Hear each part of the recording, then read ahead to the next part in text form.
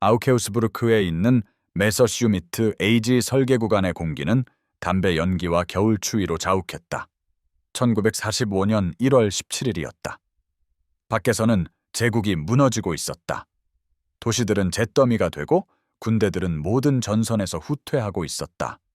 그러나 이 요새화된 콘크리트 건물 안에서는 다른 종류의 패배가 펼쳐지고 있었다. 6명의 독일 항공 기술자들이 사진, 기술 도면, 그리고 수거된 금속 파편들로 뒤덮인 테이블에 웅크리고 앉아 있었다. 머리 위의 램프는 그들 앞에 놓인 수치들을 응시하는 그들의 얼굴에 거친 그림자를 드리웠다. 그중 한 명인 루프트와페 기술부대 베테랑인 클라우스 아들러 수석 엔지니어는 그날 아침 연료 소비 차트에 연필을 3번째로 그었다. 그의 손은 살짝 떨렸다. 추위 때문도 아니었고 피로 때문도 아니었다. 산업 역량, 전략 폭격, 그리고 공중전의 물리학에 대해 그들이 믿었던 모든 것이 단 하나의 미국 항공기에 의해 구시대적인 것이 되어버렸다는 느리고도 뼈아픈 깨달음 때문이었다. 바로 보잉 B-29 슈퍼포트리스였다. 숫자는 거짓말을 하지 않았지만 엔지니어들은 눈앞의 결론에서 벗어날 어떤 오류, 오계산, 수학적 도피를 바라며 어쨌든 계속해서 수치를 재계산했다. 압수된 항공기 파편과 정찰 사진들은 독일 공학 철학의 모든 원칙을 위반하는 이야기를 전했다. 이것은 단순히 더 나은 폭격기가 아니었다. 그것은 너무나 방대하고 너무나 헤아릴 수 없을 정도로 풍부한 생산 기적의 증거였기에 제3제국이 전쟁을 수행해 온 방식의 전체 기반을 의문에 붙였다. 아들러는 연필을 내려놓고 동료들을 바라보았다. 아무도 입을 열지 않았다. 침묵은 한 제국의 오판의 무게를 짊어지고 있었다. 독일은 계산된 효율성에 기반하여 공군을 건설하는 데 6년을 보냈다. 제국을 위해 설계된 모든 항공기는 전술적 지원을 위해 최적화되었다. 인근 목표물을 타격하는 중형 폭격기, 지역 제공권을 확보하는 전투기, 징역하는 지상군을 지원하는 급강하 폭격기. 루프트바페는 망치가 아니라 수술용 메스로 구상되었다. 독일 엔지니어들은 메서슈미트 BF 예거쿠, 포케불프 FV 190, 융커스 주 87 슈투카와 같은 훌륭한 기계들을 만들어냈으며 각각은 엄격한 물질적 제약 내에서 항공공학의 정점을 대표했다. 독일의 전시 경제는 자원이 유한하며 강철과 알루미늄, 항공연료는 신중하게 관리되고 전략적으로 할당되어야 하며 더 적은 자원으로 달성할 수 있는 임무에 낭비되어서는 안 된다는 가정하에 운영되었다. 이러한 철학은 폴란드, 프랑스, 그리고 러시아 초기 전역에서 훌륭하게 작동했다. 저기 300마일 떨어져 있는데 3000마일을 날 수 있는 폭격기를 왜 만들겠는가? B-29는 독일의 전략적 사고가 결코 예상하지 못했던 논리로 그 질문에 답했다. 그것은 3000마일을 날 수 있었다. 왜냐하면 미국은 3000마일을 비행하는 폭격기를 만들 여유가 있었기 때문이다. 미국은 실패할 수도 있는 임무에 연료를 낭비할 여유가 있었기 때문이다. 미국의 산업 기반은 너무나 엄청나게 생산적이어서 효율성은 무의미해졌기 때문이다. B-29는 단순히 항공기가 아니었다. 그것은 산업적 우위의 선언이자 과잉 생산 능력에 대한 비행 기념물이며 부족함이 아니라 너무나도 심오한 풍요로움에서 단련된 무기였다. 그 풍요로움은 터무니없을 정도였다. 그 1월 아침 독일 엔지니어들 앞에 놓인 제원들은 공상 과학 소설 같았다. 최대 항속거리 5030마일, 실용 상승 한도 37,850피트, 폭탄 적재량 2번 1000파운드, 가압된 객실, 원격 제어 방어 총기, 각각 2,200마력을 내는 4개의 라이트 R335 듀플렉스 사이클론 엔진. 이 항공기는 빈 상태에서 74,500파운드의 무게였고 펩 4,000파운드를 초과하는 무게로 이륙할 수 있었다. 그것은 거대했다.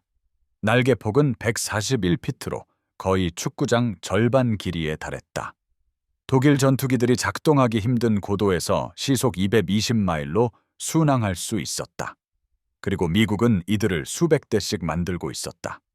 클라우스 바라 아들레어는 독일 항공 기술의 우수성을 위해 그의 경력을 바쳤다.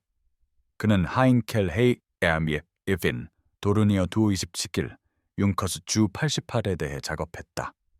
그는 사제가 성경을 알듯이 항공기 설계를 알았다. 그는 모든 설계에 내재된 타협을 이해했다. 더 많은 장갑은 더 적은 속도를 의미했고, 더 많은 연료 용량은 더 적은 폭탄 적재량을 의미했으며, 더 많은 항속거리는 더 적은 탑재량을 의미했다. 이것들은 항공공학의 철칙이었고, 이제까지 만들어진 모든 항공기를 지배하는 불변의 물리학이었다. 비쉬구는 타협이라는 것을 들어본 적 없는 엔지니어들이 설계한 것 같았다. 그것은 장갑과 속도를 갖췄다. 항속거리와 탑재량을 갖췄다. 방어무장과 고고도 성능을 갖췄다. 모든 것을 한꺼번에 불가능했을 법한 양으로 가지고 있었다. 계산 결과는 차가운 숫자로 이야기를 전했다. 비취고는 표준 구성으로 갤런의 연료를 실었다. 베를린에서 모스크바까지 왕복 2번을 자동차로 운전할 수 있는 충분한 양의 휘발유였다.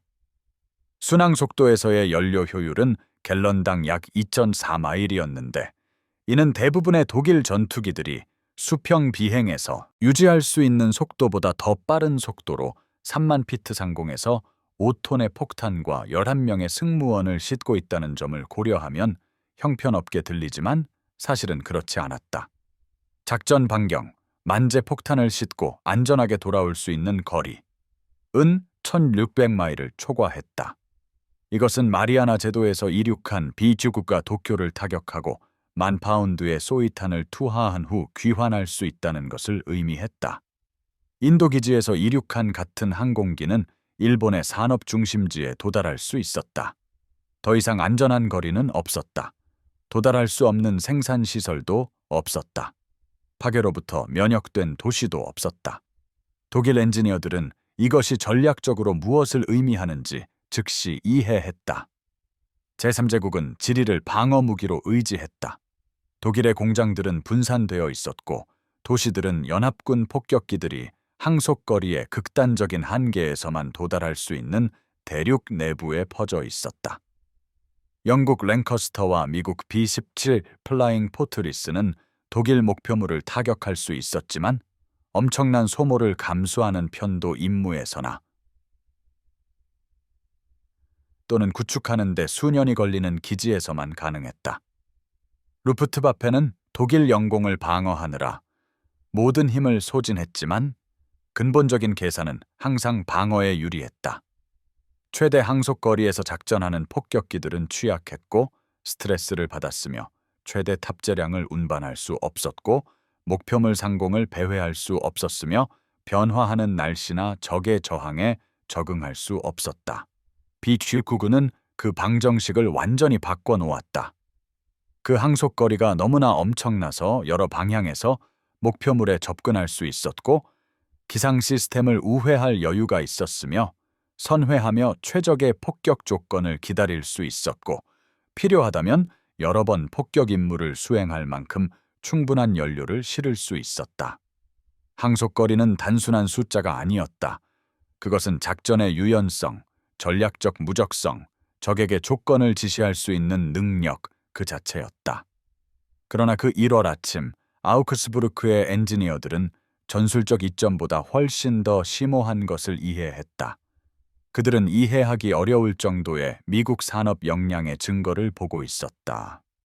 B-29는 시제품이 아니었고 특별 임무를 위해 소수 제작된 실험용 항공기도 아니었다.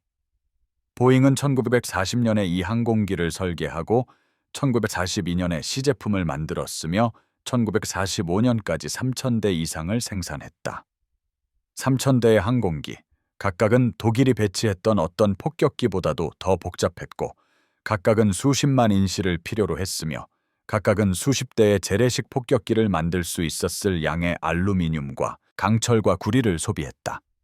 그리고 미국은 이를 건설하는 동시에 수만 대의 다른 항공기, 전투기, 중형 폭격기, 수송기, 훈련기를 생산하고 있었고 세계 최대 해군을 건설하고 있었으며 5대륙의 연합군을 먹이고 장비를 갖추게 하고 있었으며 굶주리지 않고 분괴하지 않고 영양실조와 절망으로 스스로를 배급하지 않는 민간 경제를 유지하고 있었다.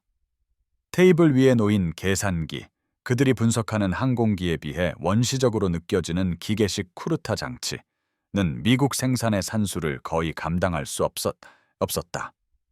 보잉사 단독으로 B-29 생산에만 전념하는 4만 5천 명 이상의 근로자를 고용하는 시설을 운영했다. 이 항공기는 60만 개의 개별 부품을 필요로 했다. 각 엔진은 조립하는데 3천 인시가 걸렸다. 대규모로 가압된 동체를 생산하는데 필요한 정밀 제조 기술은 독일 산업이 시도했던 어떤 것보다 뛰어났다. 그리고 보잉만이 유일한 제조업체가 아니었다. 벨, 마틴, 피셔바디 부서들이 모두 라이선스 하에 B-25를 생산했다. 생산량은 월 3보 50대로 정점에 달했다. 월간 1944년 독일의 전체 폭격기 생산량, 모든 유형, 모든 제조업체 포함은 2,500대 미만이었다. 미국은 독일이 어떤 종류의 폭격기도 만들 수 있는 양보다 더 많은 B-29만을 만들고 있었다. 아들러 수석 엔지니어는 레겐스부르크의 메서슈미트 생산시설을 방문했었고 연합군 폭격을 피하기 위해 산속의 파인 지하 공장들을 보았으며 기름과 절망의 냄새가 나는 터널에서 촛불 아래 BF-199 전투기를 조립하는 노동자들을 지켜보았다.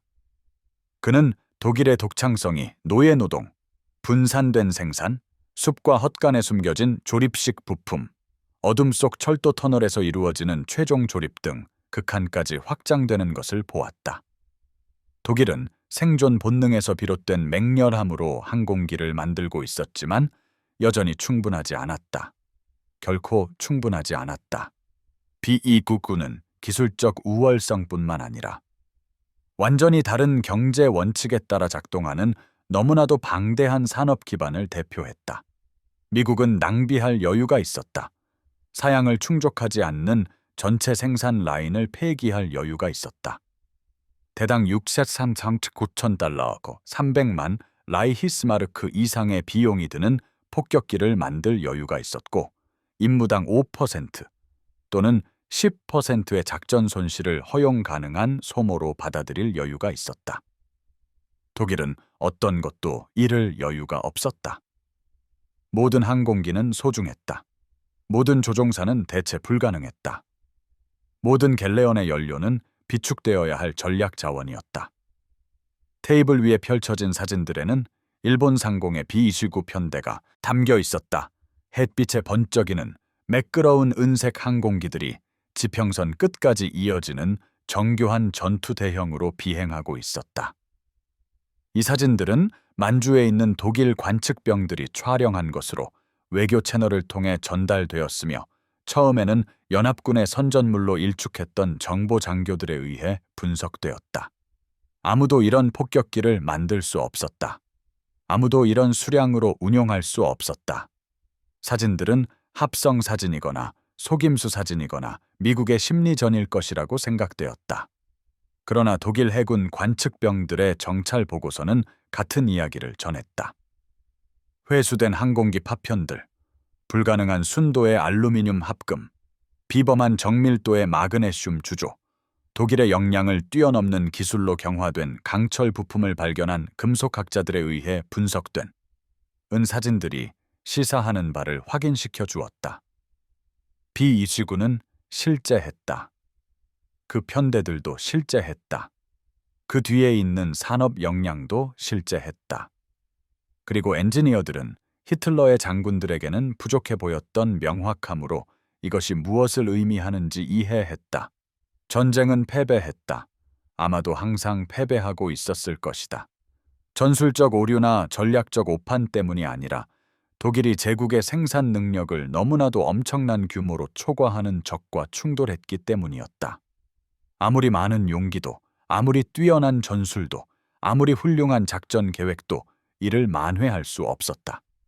독일은 유럽 전쟁을 위한 군대를 건설했다. 미국은 행성 정복을 위한 산업 기반을 구축했다.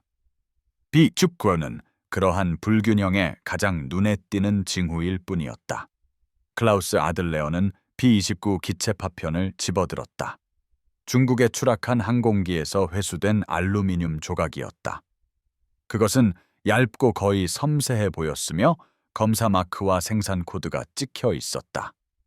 그는 그것을 손으로 뒤집어 보며 제작의 정밀함, 합금의 균일함, 모든 리벳 구멍이 완벽하게 정렬되고 모든 구조 부재가 사양을 충족하며 모든 부품이 맞춤 제작 없이 항공기 간에 교체될 수 있도록 보장하는 품질 관리를 느꼈다. 이것은 독일이 결코 달성하지 못했던 수준의 산업화된 전쟁이었다.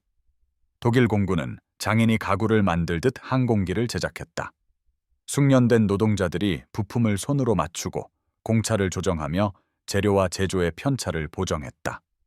반면 미국은 포드가 자동차를 만들듯 항공기를 만들었다. 호환 가능한 부품, 조립 라인 생산, 단일 반복 작업에 특화된 노동자들, 개별 검사보다는 통계적 샘플링으로 품질을 관리했다. 그것은 덜 우아했고 전통적인 숙련도는 덜했다. 그러나 우아함이 무의미할 정도로 빠른 속도로 항공기를 생산했다. 아들러를 가장 괴롭힌 것은 연료 소비량 계산이었다. 도쿄로 향하는 B-29의 단일 임무는 약 7,000갤런의 항공유를 소비했다. 1945년에는 드물지 않던 300대의 B-29 공습은 단 하루 작전으로 220만 갤런의 고옥탄 휘발유를 소모했다.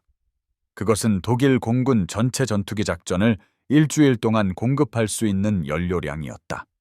그것은 기갑사단이 폴란드를 가로지를 수 있는 연료량이었다. 그리고 미국은 일본 도시를 불태우고 산업지구를 말살하며 의미 있는 보복의 기회조차 없는 적의 의지를 꺾기 위해 그 연료를 소모하고 있었다. 그 낭비는 경이로울 정도였다. 그것이 상징하는 풍요로움은 경악스러웠다. 독일은 전쟁 기간 내내 합성 연료 공장을 개발하고 필사적인 화학 기술로 석탄에서 휘발유를 짜내며 조종사들이 연료 없이 훈련 비행을 하고 전투 작전을 위해 귀중한 연료 몇 방울을 아끼려 활공해야 할 정도로 항공유를 배급했다. 로에나와 포엘리츠를 비롯한 수십 군데의 거대한 산업시설인 합성 연료 공장들은 막대한 자원을 소모했고 수요를 결코 충족시키지 못하는 속도로 평범한 품질의 연료를 생산했다. 최고 생산량일 때 독일은 하루에 약 12만 배럴의 항공유를 합성했고 이를 산업적 승리라고 여겼다. 미국의 유전은 하루에 470만 배럴의 석유를 생산했으며 그 정유시설은 독일의 합성 생산을 화학 실험처럼 보이게 할 정도로 엄청난 규모로 원유를 항공유로 전환했다. 미국 B-29 승무원들은 연료를 배급받지 않았다. 휘발유를 아끼려 활공하지 않았다. 훈련 임무를 축소하지도 않았다. 그들은 태평양 상공에서 수천 갤레온을 소모하며 목표물을 마치는 연습 비행을 했다. 연료는 저렴했고 조종사는 비쌌으며 미국은 승무원들을 파괴적인 정밀도로 훈련시킬 여유가 있었기 때문이다. 독일 기술자들에게 미친 심리적 영향은 지대했다. 그들은 우월한 훈련, 우월한 전술, 우월한 공학 기술 등 독일의 우월성에 대한 확신을 가지고 이 전쟁에 참전했다. 미 투기는 연합군이 조종하는 어떤 비행기보다 뛰어났다. 독일 전차 장갑은 더 두꺼웠다. 독일 보병 전술은 더 정교했다. 독일 장교 훈련은 더 엄격했다. 그러나 적이 격추하는 한 대마다 10대의 항공기를 잃어도 여전히 폭격기로 하늘을 뒤덮을 여유가 있다면 그 어떤 것도 중요하지 않았다. 적이 3가지 다른 중폭격기 유형을 동시에 개발하고 그것들을 모두 대량으로 배치할 여유가 있다면 적국의 산업 노동자들이 유럽 기준으로 중산층이 될 만한 임금을 받으면서도 지하 공장에서 죽도록 일하는 노예 노동자들보다 1인당 더 많은 생산량을 낼 때 그 어떤 것도 중요하지 않았다. 아들러 수석 기술자는 독일 문화가 그에게 그렇게 믿도록 가르쳤기 때문에 독일의 우월성을 믿었다. 독일은 베토벤과 괴테, 칸트와 헤겔의 나라이자 정밀공학과 과학적 엄격함의 땅이었다.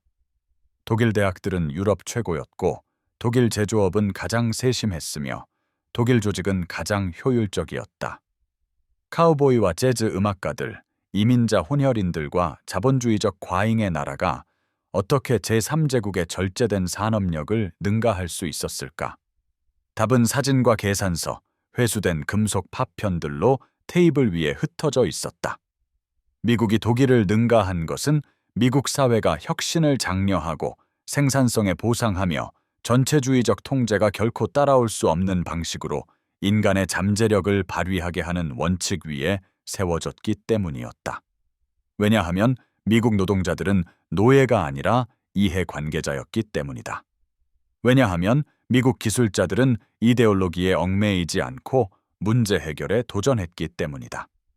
왜냐하면 미국 산업은 당 관료에 의해 지시된 것이 아니라 개인의 이윤과 국가 생산 목표를 일치시키는 시장 인센티브에 의해 조정되었기 때문이다.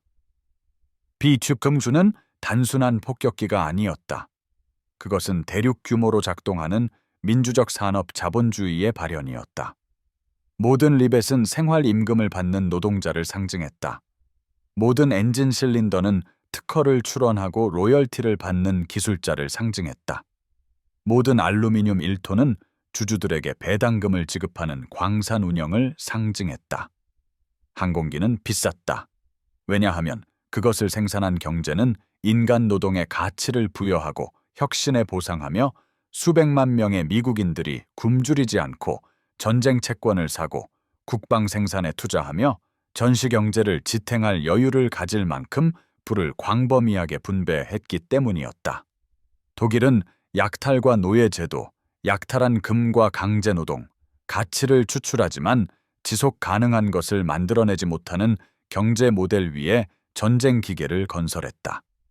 미국은 신용과 생산성, 미래의 번영으로 상환될 빌린 돈, 단기적인 추출보다는 장기적인 성장에 베팅하는 경제 모델 위에 전쟁 기계를 건설했다. 기술자들은 이것을 추상적인 의미에서는 이해했지만 독일 도시가 불타고 독일 공장이 원자재 고갈에 시달리는 동안 수백 대의 폭격기 공습 사진을 응시하는 현실은 그 교훈을 뼛속 깊이 느끼게 했다. 제3제국은 이데올로기가 물질주의를 이기고 의지가 산업 생산 능력을 압도하며 우월한 아리안 정신이 다양성과 개인주의로 약화된 퇴폐적인 민주주의에 맞서 승리할 것이라고 약속했었다. 그러나 B29는 전체주의적 효율성이 신화에 불과하며 중앙계획은 시장 조정을 따라갈 수 없고 노예 노동은 동기부여된 노동자와 경쟁할 수 없으며 이데올로기적 순수성은 압도적인 물질적 우위 앞에서는 무의미하다는 것을 증명했다. 미국 공군 기지에 대한 정보 보고서에 반복적으로 나타나는 기이한 물체가 있었는데 너무나 평범해서 처음에는 분석 대상에서 벗어났지만 결국 미국과 독일의 능력 차이를 상징하는 것이 되었다. 코카콜라 변기였다. 태평양, 인도, 중국의 미국 공군 기지에서는 승무원들을 위해 얼음처럼 차가운 코카콜라를 비치했다. 사치가 아니었다. 특별한 보상도 아니었다.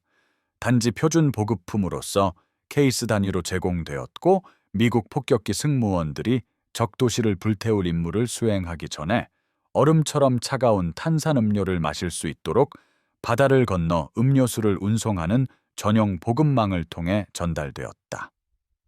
독일 정보 분석가들은 이 세부 사항을 그들의 보고서에 기록했다. 미국 조종사들은 코카콜라를 마셨다. 그들은 이를 선전, 불가능한 과잉, 또 다른 미국의 낭비 사례로 치부하고 덮어두었다.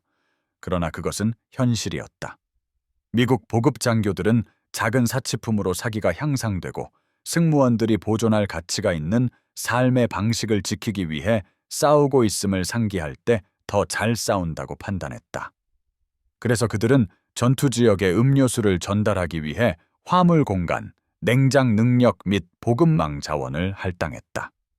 그 1월 아침 독일 기술자들의 논의에서 코카콜라 병은 되풀이되는 상징이 되었다. 그것은 비추북투가 상징하는 모든 것, 즉 군사교리로 승격된 미국의 풍요로움을 나타냈다. 왜 코카콜라를 전투 지역으로 운송하는가? 그럴 수 있었기 때문이다. 왜냐하면 당신의 산업 기반은 너무나 생산적이어서 음료수를 운송하는 것이 탄약 운송 능력을 의미 있게 제약하지 않았기 때문이다. 왜냐하면 당신의 농업 부문은 식량 인결을 너무 많이 생산해서 민간 소비를 위한 설탕이 풍부했기 때문이다. 왜냐하면 당신의 운송 인프라가 너무나 견고해서 음료수 운송을 위해 선박과 트럭을 할당하는 것이 보급에 지장을 주지 않았기 때문이다. 코카콜라 병은 경박하고 낭비적이며 전술적으로 무관했지만 바로 그 때문에 중요했다. 그것은 미국이 한 손을 뒤로 묶고서도 이 전쟁을 싸우고 있다는 것을 의미했다. 인겨 생산 능력과 남는 자원, 승무원들이 차가운 음료를 즐기는지 여부까지 신경 쓸 여유가 있는 산업 기반을 가지고 말이다. 독일 공군 승무원들은 볶은 도토리로 만든 대용 커피를 마셨다. 그들은 1942년 이래로 매년 품질이 저하된 배급 식량을 먹었다. 그들은 섬유 생산이 수요를 따라가지 못했기 때문에 덧대고 또 덧댄 군복을 입었다. 그들은 비행 1시간당 12시간의 정비가 필요한 항공기를 조종했다. 부품이 부족했고 정비사들은 운용 중인 항공기를 계속 날게 하기 위해 추락한 비행기에서 부품을 뜯어냈기 때문이다. 독일 공군은 의지와 즉흥적인 대처로 망가진 나사산과 찌그러진 금속으로 기적을 일궈내는 정비사들로 착륙이 실패하면 대체 불가능한 항공기를 잃는다는 것을 알기에 손상된 엔진을 돌보며 귀환하는 조종사들로 버텨온 훌륭한 전투력이었다. 그리고 그들은 전방 공군 기지에 얼음처럼 차가운 코카콜라를 운송하고 한 대를 잃는 비용이 독일이 전투기 조종사 전체 훈련 프로그램에 지출하는 비용보다 더 비싼 폭격기를 만드는 적과 싸우고 있었다. 그 1월 저녁, 겨울 해가 질 무렵 독일 기술자들의 세계관 변화는 완성되었다. 그들은 아침에는 독일의 기술적 우월성이 결국 제트기와 로켓, 초중전차 같은 경이로운 무기를 생산하여 전쟁의 흐름을 바꿀 것이라고 확신하는 자랑스러운 제국 라이히의 봉사자들이었다. 그들은 저녁에는 적의 승리가 경제적 근본 원리에 의해 미리 결정되어 있었으며 자신들이 패배할 싸움을 하고 있었다는 것을 깨달은 사람들이 되어 있었다. 경제를 격추할 수는 없었다. 산업 생산 능력을 능가할 수도 없었다. 대륙 규모로 작동하는 민주적 자본주의의 복합적인 이점을 능가하는 사고를 할 수도 없었다. 그날 밤 클라우스 아들레어는 보고서를 작성했다. 제국이 파괴의 마지막 발작으로 무너져 내릴 때 철해지고 잊힐 기술평가 보고서였다. 그는 B-29의 사양을 기록하고 운용 능력을 계산하며 미국의 생산률을 추정했다. 그러나 그는 기술 분석을 초월하는 문단으로 결론을 내렸다. B-29는 단지 제공권 우위를 넘어 문명적 우월성을 상징합니다. 우리는 더 나은 군인에게 패배한 것이 아니라 더 나은 시스템에 의해 우월한 용기가 아니라 우월한 생산성에 의해 전술적 우수성이 아니라 전략적 풍요로움에 의해 패배했습니다. 제국은 의지가 물질주의를 이길 수 있고 이데올로기가 산업 생산 능력을 극복할 수 있다라고 믿었습니다. B-29는 이 믿음이 거짓임을 증명합니다. 우리는 싸우고 있던 적을 결코 이해하지 못했기 때문에 이 전쟁에서 패배했습니다. 맺봤습니다. 우리는 미국을 퇴폐적이고 약하다고 보았지만 생산적이고 적응력이 뛰어나다고 보았어야 했습니다. 기시안트디어다. 우리는 우리가 싸우고 싶었던 전쟁을 위해 우리의 군대를 건설했습니다. 다. 미국은 그들이 승리할 것을 알았던 전쟁을 위해 그들의 경제를 건설했습니다. 그 보고서는 독일 붕괴의 혼란 속에서 기밀로 분류되고 보관되었다가 사라졌다.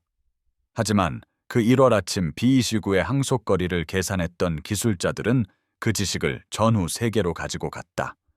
그들은 전쟁의 미래를 보았고 그것은 이념보다 생산성을 중시하고 수능보다 혁신을 보상하며 조립 라인에서 일하는 노동자가 차와 집을 사고 자녀를 대학에 보낼 만큼 충분히 벌 수 있는 사회를 건설한 국가들의 것이었다. B-29는 그것을 만든 사회가 인간의 잠재력을 소중히 여겼기 때문에 비쌌다.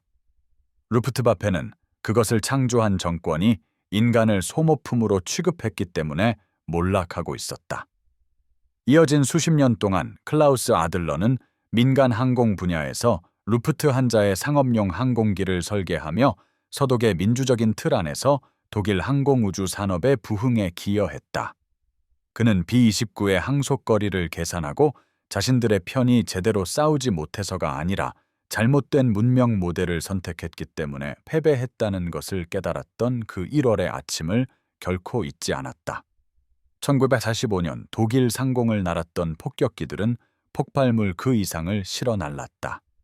그것들은 자유사회가 전체주의 정권보다 우수하고 개방 경제가 폐쇄 시스템보다 더 많이 생산하며 인간 존엄성을 기반으로 세워진 국가들이 인간 비하를 기반으로 세워진 국가들을 물리친다는 증거를 담고 있었다. B-29군은 1953년 한국에서 마지막 전투 임무를 수행했으며 그 후 더 높이, 더 빨리, 더 멀리 나는 제트 폭격기로 교체되었다. 하지만 그 유산은 현대 산업 전쟁에 대해 가르쳐준 교훈 속에 남아 있었다. 항속거리는 단순한 기술적 사양이 아니라 경제적 깊이, 자원 가용성, 그리고 행성적 거리 너머로 힘을 투사할 수 있는 사회의 역량을 측정하는 척도였다. 1945년 독일 기술자들을 경악시켰던 그 항공기는 산업 국가들 간의 전쟁은 전장에서 싸우기 전에 공장에서 승리한다는 것, 즉 비춤샤오를 만들 여유가 있는 국가가 평화 조건을 좌우할 국가라는 것을 보여주었다. 그리고 그 진실 속에는 자유 그 자체에 대한 더 어려운 교훈이 있었다.